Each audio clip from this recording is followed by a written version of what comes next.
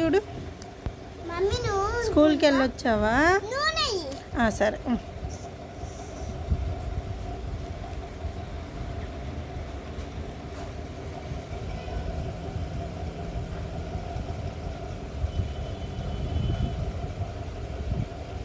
స్కూల్కి వెళ్ళొచ్చావా? ఏం చెప్పారు స్కూల్లో?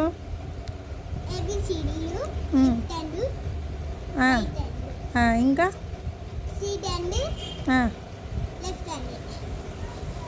సిట్ స్టాండ్ చెప్పారు. లెఫ్ట్ హ్యాండ్ రైట్ హ్యాండ్ చెప్పారు. అంతేనా? ఇంకేం చెప్పారు?